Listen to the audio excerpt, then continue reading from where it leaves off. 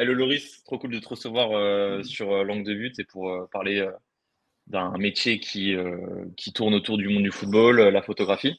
Est-ce que dans un premier temps, tu pourrais te présenter pour savoir un peu qui tu es, où tu en es aussi dans les études, qu'est-ce que tu fais aujourd'hui autour de la photo et un peu qu'est-ce qui t'a amené à faire de la photo aujourd'hui, quoi.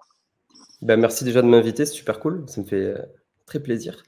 Et ben, moi, je suis assez jeune, j'ai 21 ans, Loris Simonet, Loris.smnt sur les réseaux, on fait une petite pub d'entrée. Il faut. Euh, Mais ouais, ça fait pas longtemps que j'ai commencé la photo, en fait, j'ai commencé via le rap, ou enfin, déjà via le journalisme, je suis en études de journalisme, je suis en dernière année d'études de journalisme.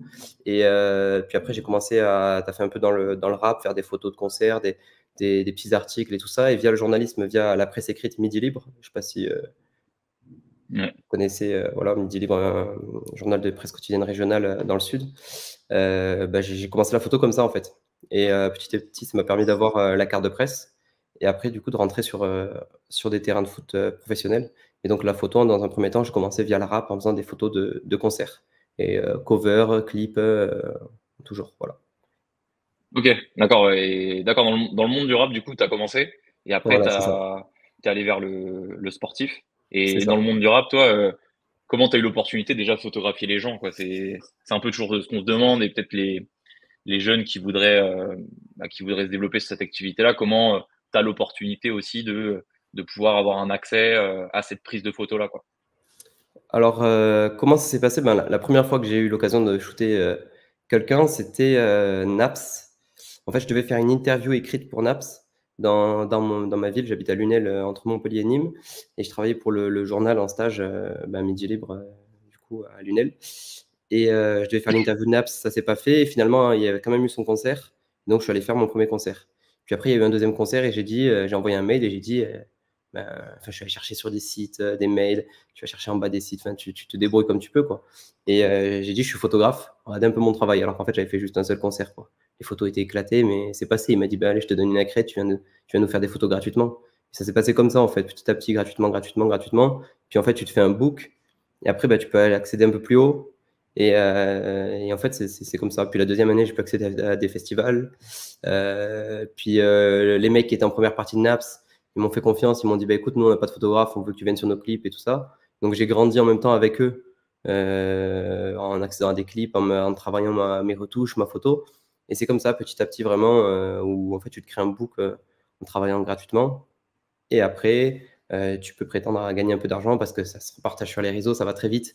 Et Ouais. franchement, il faut juste être déterminé et tu peux arriver à te faire un peu de place dans la photo, quoi, à ton échelle. Ok, et tu t'es formé comment, toi, à la photo?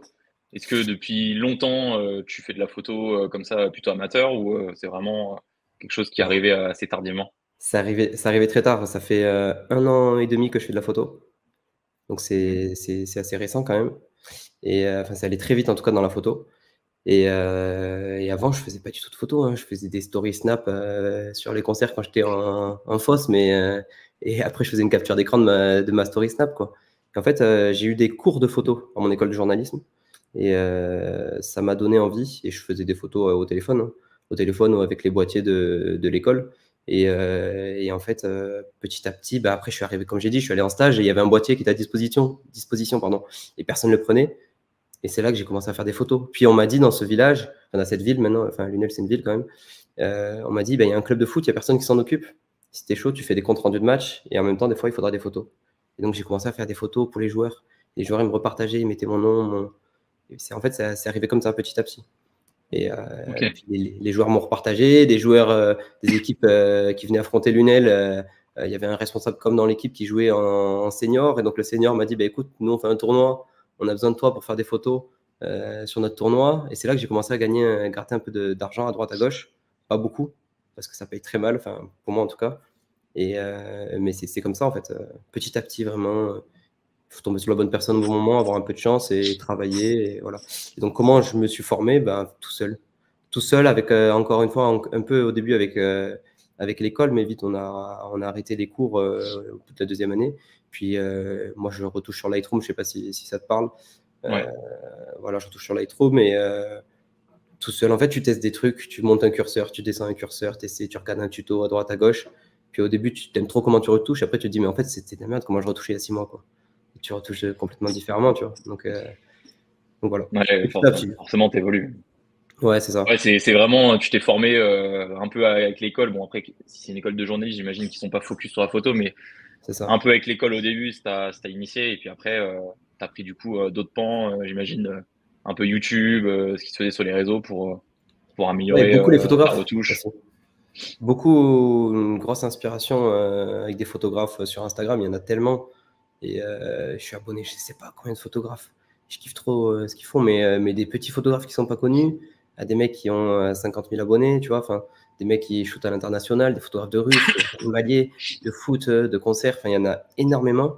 Et il y en a qui sont très bienveillants, qui m'ont donné aussi des petites astuces au début. Et voilà, c'est comme ça, hein.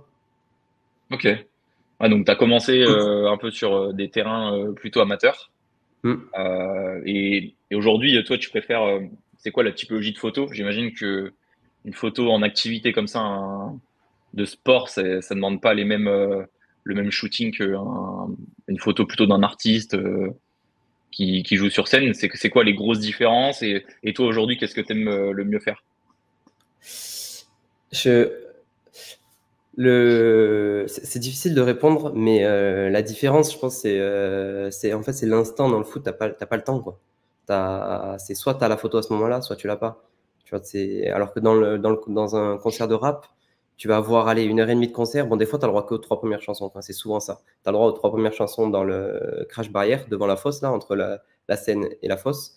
Et après, tu vas D'accord. derrière, soit on t'enlève l'appareil photo, soit tu t'as pas le droit de faire de photos, soit tu peux y aller, soit tu as le droit d'aller en loge avec l'artiste, lui faire quelques photos aussi. Et je dirais dans le rap, c'est tout le temps pareil en fait. C'est tout le temps pareil, les lumières sont souvent les mêmes, tu as souvent le même type de photo. Et au bout d'un moment, moi honnêtement, là, ça m'a saoulé le rap. Enfin, ça m'a saoulé. C'est que je pense en avoir beaucoup fait. Et c'est un truc que je retrouve pas dans le foot, c'est-à-dire que chaque match est différent. Parce que il va y avoir un score différent, parce que le stade va être différent. Bon, ou même si tu passes, tu vois, par exemple, j'avais fait OM Ajax et OM Lyon à 2 semaines d'intervalle. Les photos sont totalement différentes, le match est totalement différent, la tension est pas la même, tu vois. Dans le foot, tu as ce truc ouais, de l'instant où bon, bah, si tu as raté ta photo, tu as raté ta photo. Je me rappelle pour PSG Revel, en Coupe de France, Ouais. je dois envoyer mes photos à un compte du PSG à la mi-temps. Et à la 43e, donc je me prépare pour qu'il fasse son post mi-temps. Je lui envoie les photos. Et à la 43e, tu as Asensio qui vient marquer un but juste devant moi. En fait, j'ai pas la photo du but parce que je suis en train d'envoyer la photo, tu vois. Alors que, enfin, je suis en train d'envoyer la photo pour le post mi-temps. Alors que dans le Mm. rap, si t'as pas la photo à ce moment-là sur de la scène ou quoi, bah, c'est pas grave, il va y avoir un autre moment où la lumière va passer derrière lui, ça va faire un halo de lumière. Tu vois, il y a toujours, enfin, tu pourras retrouver cette photo. Je trouve dans le foot, c'est différent. Ok, c'est hyper intéressant. C'est vrai que en fait, il y a tellement de diversité dans le foot, diversité de matchs, diversité d'équipes, de moments, que en fait, chaque moment est unique un peu dans le monde du football. Et, C'est ça. et toi, du coup, tu disais que c'est via ton école que tu as pu avoir la carte de presse? Alors non. En fait, donc j'ai fait ce premier stage à Midi Libre, à Lunel. Ah, il Puis m'a ça dit s'est bien libre. passé. Je suis passé correspondant, c'est là que je me suis occupé de Lunel au foot, en photo et presse écrite. Puis ça s'est bien passé aussi. Puis un jour, il y a eu un arrêt maladie ou quoi. Ils cherchaient un remplaçant. Ils m'ont dit, bah, écoute, ça s'est bien passé. Est-ce que tu peux venir remplacer, quoi? Puis j'ai enchaîné les remplacements. Et en fait, j'ai eu plus de 3 mois consécutifs dans le journalisme, de travailler dans le journalisme. Et donc, tu peux prétendre avoir la carte de presse. Au final, après, là, j'ai fait beaucoup plus de 3 mois de CDD, mais c'est comme ça que j'ai eu la carte de presse. Et derrière, tu peux demander la carte de presse sport. Donc, oui, c'est via mon école aussi, parce que si j'avais pas eu l'école, bah, j'aurais pas eu ce stage. Voilà. Mais c'est via Midi Libre, quoi, surtout. Ok. Et donc là, t'es à plein temps maintenant sur cette activité-là? Non, non, non, non, je suis encore étudiant, je suis en 3e année de journalisme. En fait, ça allait très vite. Le stage est arrivé en première année, puis de suite correspondant, puis CDD en 2e année. Et la 2e année, j'étais là que la première partie de l'année. La deuxième partie de l'année, j'étais en remplacement et j'étais pas trop là. Mais bon, j'étais exempté parce que forcément, bah, tu te formes différemment. Tu te formes pas à l'école, mais tu te formes sur le terrain dans un média où tu es confronté à la réalité du métier. Ouais. Et c'est arrivé pareil cette année où j'ai eu d'autres propositions, où j'étais un peu au début à l'école, après un peu en CDD, et après, ben, tu vois, les piges, elles arrivent petit à petit, quoi. Donc, Ok. donc je suis en 3e année, je suis en train de finir mon année et je ne sais pas ce que je veux faire après la 3e année. Ouais, parce que du coup, tu fais de la photo, mais de base, ton métier, quand même, tu te formes pour être journaliste. Et toi, qu'est-ce qui te plaît, on va dire, dans le journalisme? Moi, le rêve de gosse, c'est de faire commentateur sportif. Clairement, Ok. je pense que bah, tous les gens qui sont abonnés à votre compte sur Insta, ils ont déjà vibré sur un match grâce à un commentateur, quoi. Le match, t'écoutes un match sans commentaire, c'est chiant, c'est nul. Même si c'est un bon match, tu as besoin de commentaires pour vibrer, tu vois. Et encore plus à la radio, c'est un truc de fou. C'est, enfin, je prends souvent cet exemple, mais il y avait eu bah, les JO 2020, 2021, du coup. Non, c'était 2020, je sais plus si ça avait été décalé. Bref, où la France est Ouais. en finale au volley. Et j'écoute le match à la radio et j'ai écouté le début du match, j'ai regardé le début du match à la télé, puis je devais partir et je l'écoute à la radio. Et en fait, j'ai beaucoup plus kiffé à la radio qu'à la télé parce qu'il y a un truc à la radio et je trouve les commentateurs trop forts dans le métier, c'est énorme. Donc ça, c'est le but et final. Mais entre-temps, bah, j'ai découvert la photo. Voilà, comme je t'ai dit, c'est arrivé très tard, il y a 1 an et demi. Et là, d'ailleurs, ce vendredi, là, je viens de commenter mon premier match en national pour la FFF. J'ai commenté Nîmes-Avranches. Et donc, c'était mon premier match, donc j'ai pu découvrir un peu. Je me suis dit, ben, ça, c'est le rêve de gosse. Entre-temps, tu as découvert la photo. Qu'est-ce que tu aimes le plus entre la photo et le commentaire de match? Et au final, ben, les deux, c'est bien. Et même là, je ne sais pas répondre, quoi.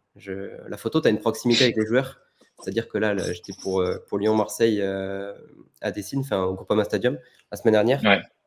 Et tu as Lacazette qui vient célébrer à 1 mètre de nous, tu vois. C'est énorme. Tu as ce truc, tu es avec les joueurs.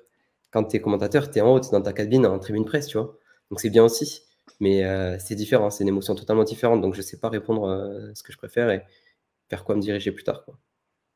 Ouais, sachant que commentateur, c'est un métier un peu qu'on pourrait croire, on va dire, simple et presque de talent, mais finalement, ça demande une préparation, une culture, etc., qui est assez énorme, quoi.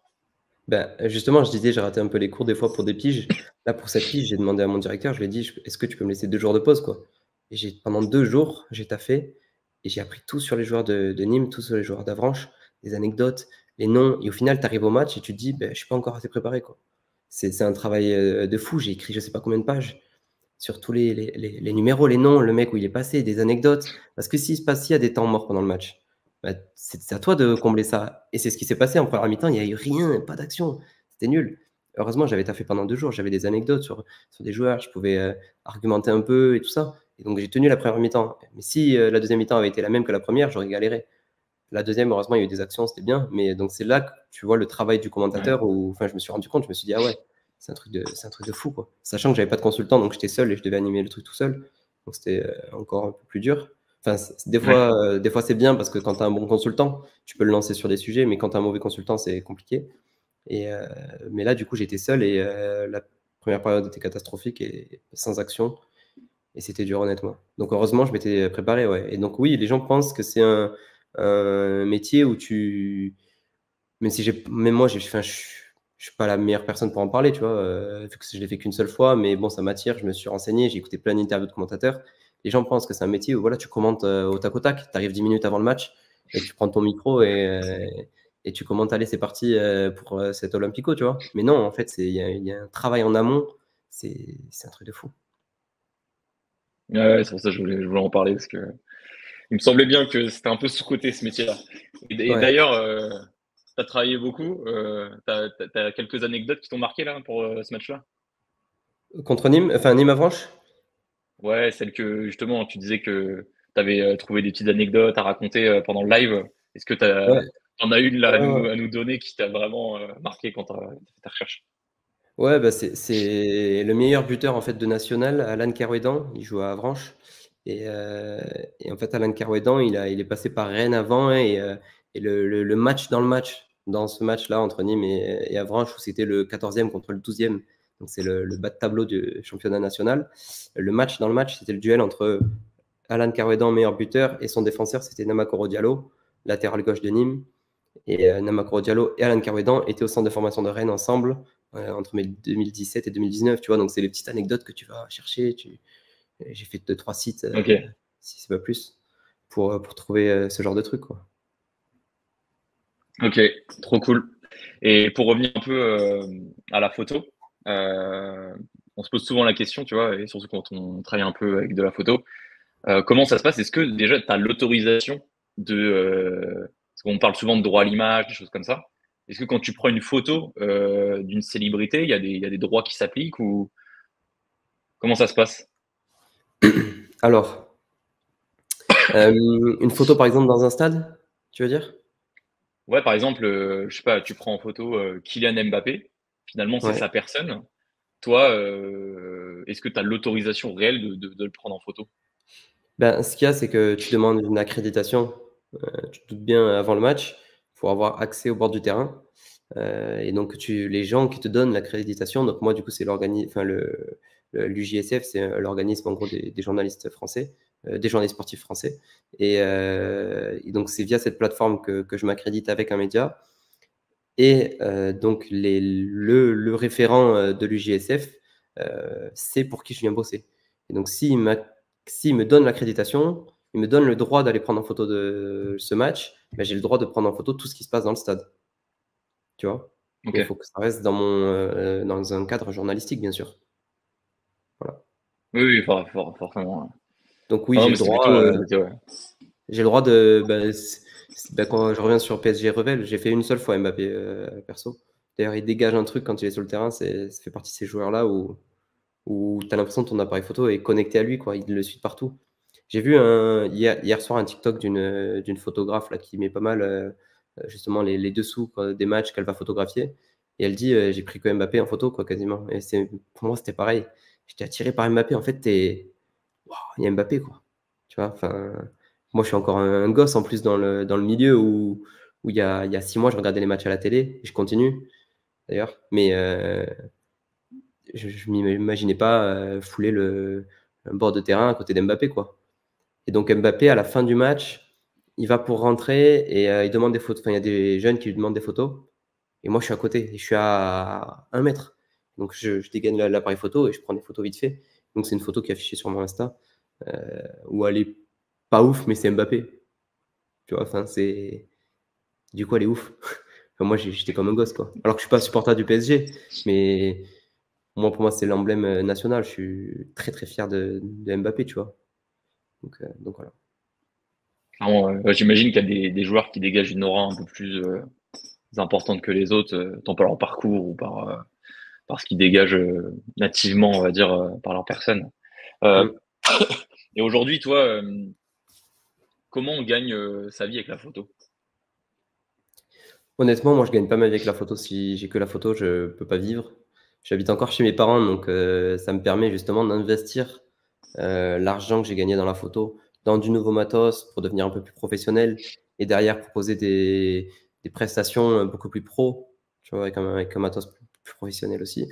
Et je gagne pas ma vie si j'habitais pas chez mes parents. Enfin, si j'avais pas mes parents pour me permettre de vivre tout ça, je pourrais pas, enfin, je pourrais pas me permettre de vivre ça en fait. C'est pas possible si j'avais pas mes parents. Tu vois, donc comment on gagne sa vie? Ben, je suis pas forcément la bonne personne parce qu'en plus, moi, je débute. Je suis encore en formation. J'essaie d'avoir mes premiers clients en dehors des matchs, des joueurs de foot en dehors des matchs, tu vois.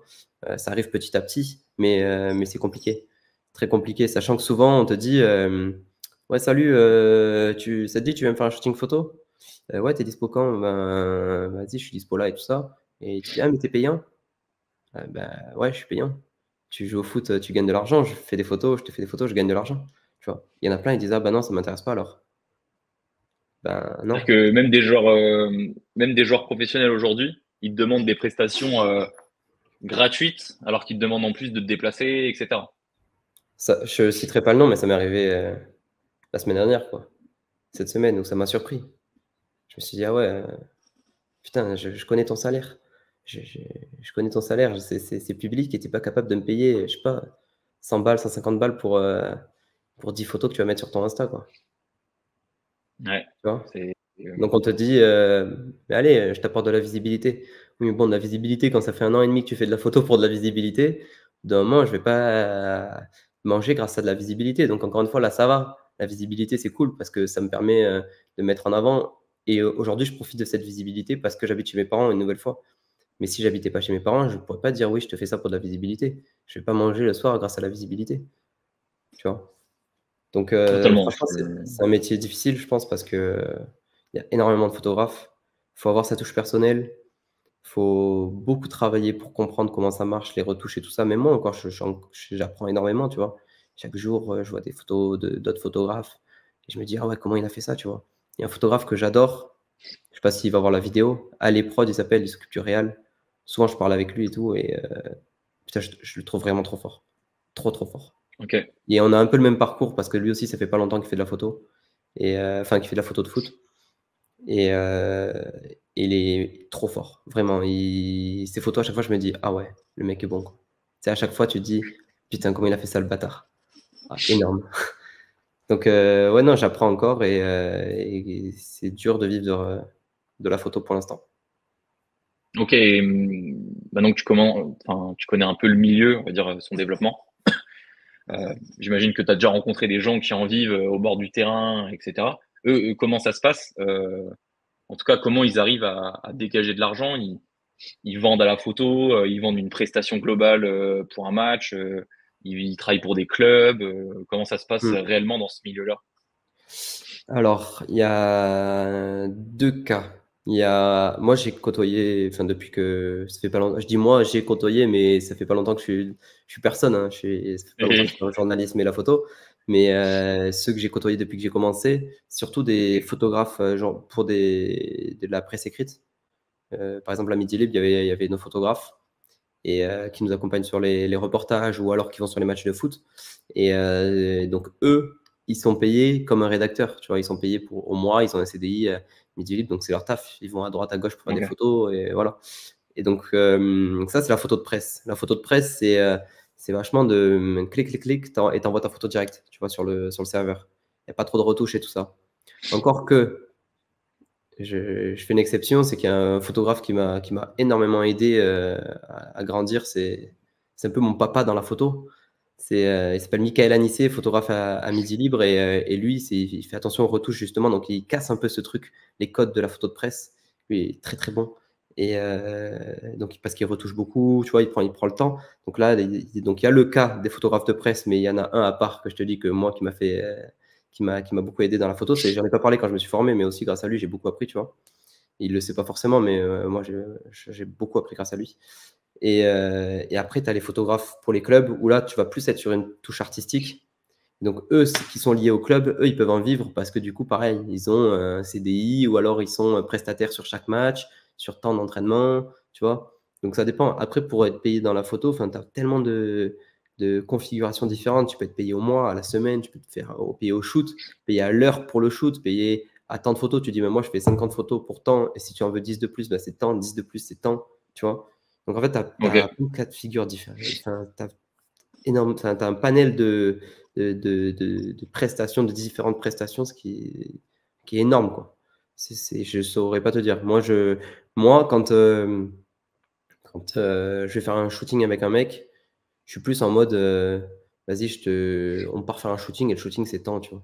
Et si j'ai 30 photos, bah, j'ai 30 photos. Si j'ai 10 photos, j'ai 10 photos et je le dis à l'avance. Et si j'ai 50 photos, bah, j'ai 50 photos. Je m'en fous, je t'envoie. Mais la prestation, elle est comme ça, tu vois? Je suis pas à 10 photos près. Moi, je pense que enfin, je suis plus dans ce truc humain de, voilà, on fait le shooting à tant de photos et ça se peut qu'on ait énormément de belles photos, tu vois? Comme ça se peut, des fois, tu ouais, vas sur un shooting. Aujourd'hui, tu vois, là, dans le sud, il fait bien gris. Tu vas sur le shooting aujourd'hui, j'ai un shooting prévu, bah, je vais leur dire: «Putain, la lumière, elle est dégueulasse, quoi, donc on va pas avoir beaucoup de photos». Mais c'est pas grave, enfin, ce sera le même prix. La prochaine fois, s'il y a une lumière qui est super belle et que je te fais le double de photos, et ben, ce sera aussi le même prix, tu vois? Donc moi, je suis plus comme ok, ça. Après, il y en a qui vont être d'accord. différents, qui vont fonctionner différemment. J'imagine que c'est enfin, ce qui peut varier, c'est aussi le temps que tu vas mettre pour retoucher chacune des photos. Parce qu'évidemment, si tu as 10 photos sympas, tu fais une prestation, mais si tu en as 50 et que tu dois toutes les retoucher, c'est un travail et un temps qui va être assez colossal derrière, quoi. C'est ça que les gens comprennent pas aussi, la retouche. Ils pensent, des fois, ça me fait rire. Je rentrais de shooting de rap. Tu pars à, donc comme je dis, j'habite à 30 minutes de Montpellier. Je suis sur un shooting à Montpellier. Je pars du shooting. 30 minutes plus tard, j'arrive chez moi, je reçois un message. Ouais, t'as les photos? Gros, je viens d'arriver chez moi. Les photos, tu penses, je clique et ça s'imprime, elles s'impriment chez moi, tu sais, il y a le cadre déjà qui est dans ma chambre. Enfin non, tu sais, t'as un temps. Surtout que moi, je suis ultra pointilleux, donc je passe un temps fou sur mes photos. Tu vois, il y a des photographes qui utilisent énormément les presets. Moi, je suis pas du tout preset. Les presets, en gros, c'est un truc que pour ceux qui savent Mm. pas, que tu fais à l'avance, tu enregistres tes réglages et après tu colles le réglage, tu copies, tu colles le réglage sur toutes tes photos que tu veux. Et après, tu l'ajustes sur chaque photo si tu as envie, tu vois. Mais il y en a, ils font ça, ils font juste ça, tu vois. Moi, je suis pas du tout comme ça. Je passe un temps fou sur les photos, je retouche, je mets des masques à droite, à gauche pour changer la lumière. Enfin, j'essaie de faire des trucs un peu plus créatifs. Il y en a beaucoup qui le font aussi comme moi, je sais. Mais, euh, mais donc voilà, les retouches, c'est un temps fou et les gens, ils oublient des fois. Mm. Ouais, carrément, carrément. Et un matériel de qualité aujourd'hui pour prendre de la photo. Et j'imagine d'ailleurs que c'est pas le même matériel pour prendre de la photo dans un stade de foot que pour shooter un rappeur. J'imagine les objectifs, etc. Ça va pas être les mêmes parce qu'au niveau des distances, etc. Tu vas être placé différemment. Aujourd'hui, ça coûte combien à peu près imagine, il y a un petit jeune là qui regarde cette vidéo, il se dit moi j'adore la photo, j'aimerais me lancer. Et, à terme, ça me coûtera combien un matériel photo de qualité pour faire de la photo football? Franchement, je sais pas trop dire. En fait, je pense, ça va faire un peu phrase bateau, hein, mais je pense que pour être euh, bon dans tes photos et tout ça, faut connaître ton matériel. Genre, tu vois, comme je disais, j'ai commencé avec un petit appareil. J'avais un petit objectif de kit 18-55 pourri. Les gens qui font un peu de photos, ils comprendront Mm. les objectifs de kit que tu vas acheter à la Fnac à 300 euros la boîte, tu vois. C'est ça que j'avais à midi libre. Puis j'allais faire des photos avec ça, tu vois. J'essayais de me débrouiller et tout. Et au fur et à mesure, eh ben, je me disais, putain, mes photos sont pas très mal. Puis après, je me suis acheté mon premier appareil. Je suis passé sur un appareil professionnel, mais d'occasion, un truc ancien des années 2010. Et je me suis dit, putain, je suis nul en photo. Parce qu'en fait, je connaissais pas mon matos. Tu vois. Donc, je sais pas. Souvent, on vient me demander, ouais, enfin, tu me conseilles quoi comme matériel à ce prix-là? En fait, moi, je suis pas bon là-dedans. Je sais pas trop quoi dire. Je pense qu'en fait, il faut juste commencer, pas trop, commencer par un truc, un budget qui vaut ton niveau, en fait. Tu vois? Donc déjà, tu vas être obligé de mettre au Mhm. début, je pense entre 500 et 1000 euros, tu vois? Même tu peux avoir moins, bien sûr. Bon, si tu veux commencer direct par un truc un peu de qualité, tu peux trouver des trucs entre 500 et 1000 euros, il y a pas de souci. Avec un objectif qui va aller chercher loin, qui peut qui peut faire du grand angle aussi, tu vois? Tu peux avoir un objectif avec une focale fixe à 50 millimètres pour avoir des beaux portraits, des beaux flous derrière, tu vois? Donc tout dépend de ton usage. Après moi, je suis pas comme, tous les photographes, de foot. Je pense que les gens souvent, ils voient des objectifs de malades blancs là, Ouais, blanc carrément. gris, voilà. Moi, j'ai un 70-200, bon blanc gris aussi quand même, mais c'est le petit des gros objectifs, tu vois? J'aime pas aller chercher les mecs, il y a beaucoup de mecs qui jouent, enfin qui photographient avec un 600 millimètres ou un 100-400, des trucs comme ça, et qui vont chercher et qui vont faire un portrait très serré du joueur, tu vois? Moi, je suis pas du tout là-dedans, où je suis dans le plus le jeu avec les lumières, où si le mec il est petit comme ça avec ma photo, les bords sont super loin, mais c'est pas grave, je vais orienter la lumière d'un côté, pas forcément avoir beaucoup de détails sur le joueur, mais la lumière va faire que la photo va être belle. D'ailleurs, il y en a pas beaucoup qui travaillent au grand angle dans les stades. Moi, je travaille beaucoup au grand angle. Enfin, grand angle, au début du grand angle à 24 millimètres, par exemple, où je vois le stade en entier, tu vois. Et j'ai sorti une photo de Maitland Niles contre Marseille. En fait, ils sont au poteau de corner ou l'embrouille qu'il y a avec Tolisso contre Marseille là. Moi, je suis juste devant et donc je suis au grand angle. J'ai tout le stade derrière et les mecs sont super proches de moi. Donc, tu as cette perspective du stade qui est super grand avec les mecs qui sont proches, tu vois. Donc, en fait, je pense qu'avec tous les objectifs, tu peux faire du bon taf dans le foot ou même dans le rap. Mais tout dépend comment tu l'utilises. En fait, il faut adapter sa photo à ton matériel, tu vois. Voilà, c'est Ok. juste ça. Donc, je ne saurais pas te dire quoi prendre ou ça dépend, il y a des choses très bien de partout. J'ai commencé avec Nikon, maintenant chez Sony. Il y en a qui sont chez Canon qui sont très contents, surtout pour la photo sportive. Moi, je sais pas trop quoi te dire. Après, je pense que quand tu veux passer un step, heu, tu peux, il y a une référence, c'est le Sony A7 III, tu vois? Qui est super bien, où là, tu vas déjà aller dans un budget un peu plus cher avec un objectif, un 70-200, mais tu vas en avoir pour déjà un peu plus cher, tu vois, tu vas être à 4 000 €, je pense. 3 000, Ouais. 4 000. Donc ça chiffre vite. Et ça, c'est pas les derniers, hein. Ça, c'est des appareils de 2015-2016, je crois. Mais c'est encore une référence aujourd'hui. C'est très très bien. Après, il y a la 7 IV, il y a plein de modèles. Mais moi, je trouve Sony, il y a une couleur qui est vraiment bien. Il y a un truc, enfin, un teint, un grain qui est super beau. C'est différent de Nikon et Canon, où avant, j'étais chez Ok. Nikon, j'adorais. Et Sony, je trouve, il y a un teint qui est beau. Et Nikon, maintenant, je me dis, putain, c'était un peu fade quand même, tu vois. Donc, je préfère Sony à conseiller à quelqu'un. Et l'avantage, c'est que chez Sony, on est très bon. Enfin, ils sont très bons en vidéo, tu vois. Donc, Ouais. tu peux faire photo et vidéo. C'est l'avantage. Et d'ailleurs, ça emmène, est-ce que toi, tu as envie aussi de faire un peu de vidéo parce que la photo, c'est un des pans, on va dire, de l'appareil, mais c'est vrai qu'aujourd'hui, il y a beaucoup d'appareils, des A7, S3, etc., qui sont utilisés pour faire de la vidéo. Toi, est-ce que vous êtes autorisé aussi à faire de la vidéo sur les matchs? Faut un droit de tournage, en fait. C'est encore différent. Si tu viens en photographe, tu viens en photographe, tu fais pas de vidéo, tu vois. Et c'est quelque chose que j'étais pas forcément au courant au début. Moi, je me disais, bah, les gens, ils sont en tribune, ils font tous des vidéos. Moi, je suis sur le bord du terrain, je peux faire une story, tu vois. Mais en fait, non, je me suis fait striker parce que j'avais pas le droit. Les droits, ils appartiennent à Amazon, mais j'étais pas. Mais moi, j'étais juste le gosse qui arrive sur le bord du terrain et qui fait pas exprès, tu vois. Donc je me suis fait striker pour Ok. ça. Mais alors, la vidéo, maintenant, oui, ça m'intéresse énormément. J'essaie de commencer, et pareil, et je suis au même stade que quand je commençais la photo. C'est-à-dire que je suis allé voir mon frère qui joue en U15 dans un club départemental, tu vois, et je Ouais. suis allé lui faire une vidéo.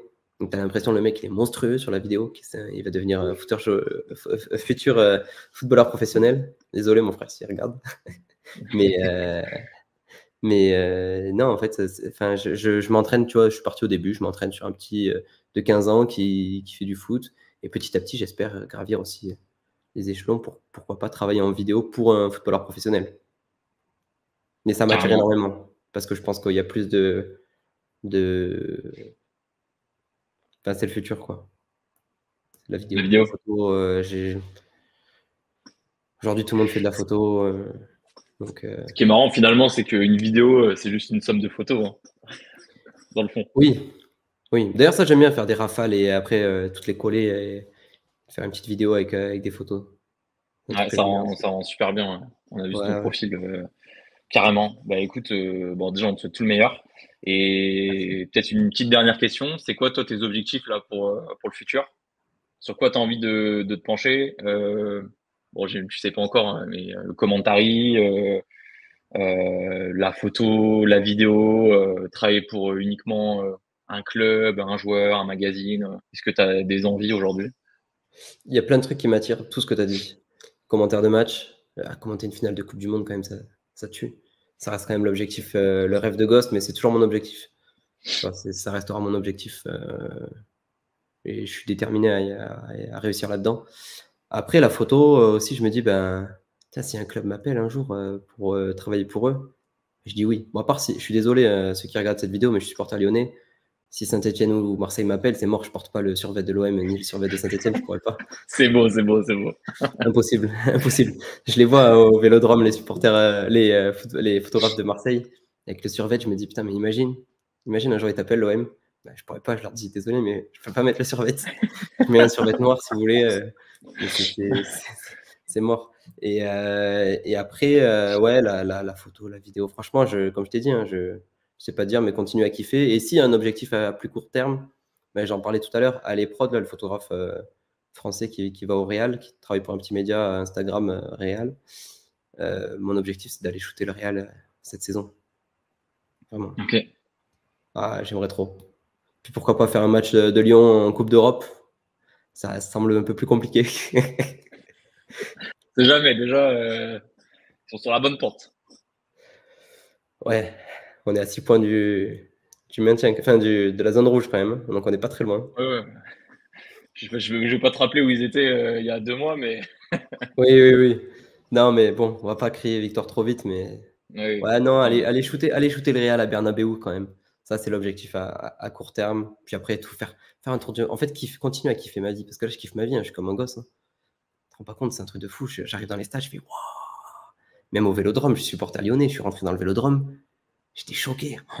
Le bruit, le bruit. Bon, après, l'ambiance est particulière parce que tu n'entends rien à ce qu'ils chantent, mais juste ça fait un bruit constant.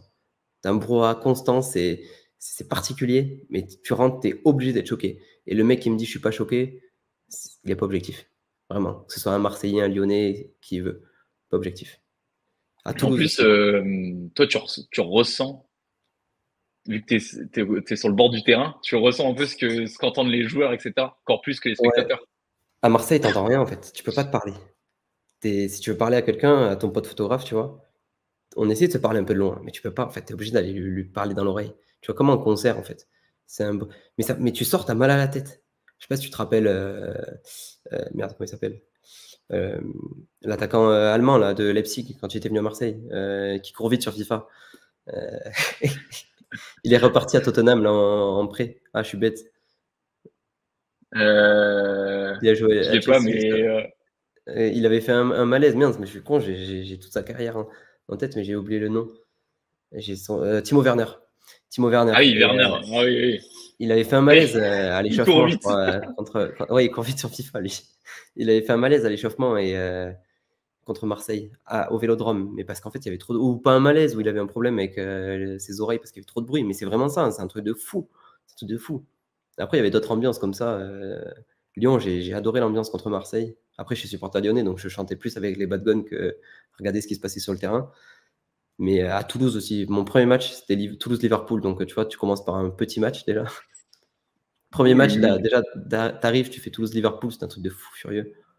Wow, l'ambiance qu'il y avait, les supporters toulousains, c'était incroyable.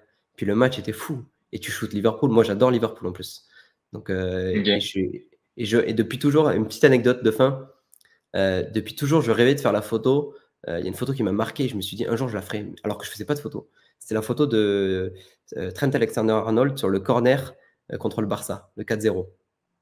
Je ne sais pas si tu te rappelles le corner qui joue vite pour Origi qui reprend, il y a but Oui, oui, oui, oui, très en bien. Coupe d'Europe. Voilà. Ouais, ouais, Il y a très bien, Thomas oui. qui fait cette photo et il est seul au grand angle. Je me suis dit, un jour, je vais faire cette photo. Bingo. Liverpool vient jouer à Toulouse. Je regarde la feuille de match, pas Trent Alexander-Arnold. Je dis, non, pas possible. Et je devais bosser pour un média toulousain. Donc je me suis dit, je vais pas pouvoir faire l'attaque de Liverpool. Donc s'il y a un corner, je l'aurai pas. Parce que tu choisis ton côté. C'est ça aussi la particularité du photographe. Tu peux pas C'est vrai. changer souvent. Et donc des fois, coup de chance ou alors t'as aucun but, quoi. Ça dépend des matchs. Et en fait, il rentre en deuxième mi-temps et je dis au chef, vas-y, viens, je fais des photos de Liverpool un peu aussi. Donc je reste sur l'attaque de Liverpool. Il rentre, corner, et j'ai fait la photo que je rêvais depuis 5 ans en arrière alors que je faisais pas de photos. Donc c'est mon fond d'écran. Franchement, même si les Au gens grand peuvent la angle. trouver normale, moi je suis trop fier de cette photo. Parce qu'en plus, Alexander Arnold, Liverpool, il y a tout qui est réuni. Donc voilà, c'est la petite anecdote. Ma petite anecdote en Carrément. tant que photographe depuis pas longtemps sur les terrains, quoi. Trop bien. Bah écoute, merci beaucoup Loris. Et puis on te souhaite Ben, merci à tout vous. le meilleur en espérant que tu puisses réaliser tes rêves et puis continuer comme ça sur cette belle voie. Hein. T'as l'air bien parti en tout cas. Ah ben merci. Je vais pas m'arrêter là. Merci beaucoup. C'était un plaisir. Yes.